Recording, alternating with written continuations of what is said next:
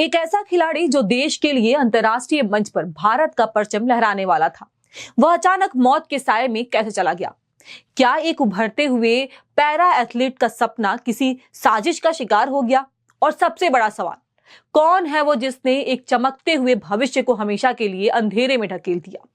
गाजियाबाद से आई इस दर्दनाक खबर ने पूरे खेल जगत को हिलाकर रख दिया है। उभरते हुए पैरा एथलीट चिराग त्यागी, जिनका सपना था जापान में होने वाले पैरा एशियन गेम्स में भारत का प्रतिनिधित्व करना, अब इस दुनिया में नहीं रहे।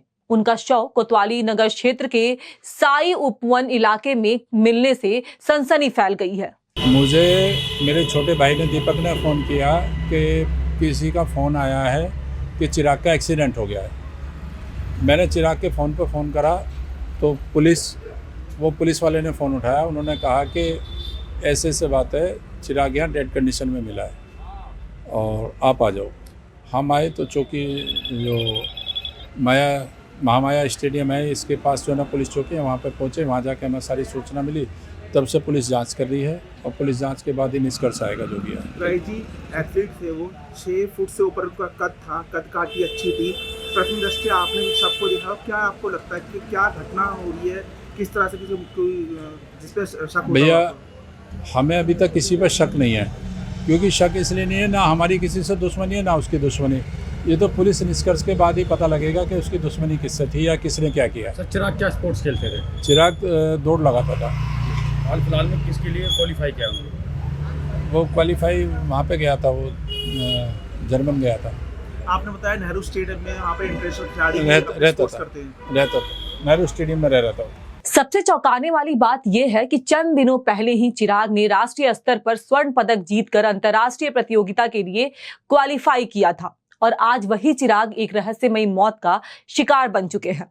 परिवार के मुताबिक चिराग बुधवार को सुबह हॉस्टल जाने की बात कहकर घर से निकले थे, लेकिन फिर कभी वापस नहीं लौटे। कुछ घंटों बाद पुलिस को साई उपवन क्षेत्र में एक शव मिलने की सूचना मिली, जिसकी पहचान चिराग त्यागी के रूप में हुई। पहचान होते ही परिवार में कोहराम मच गया और गांव में मातम पसर गया।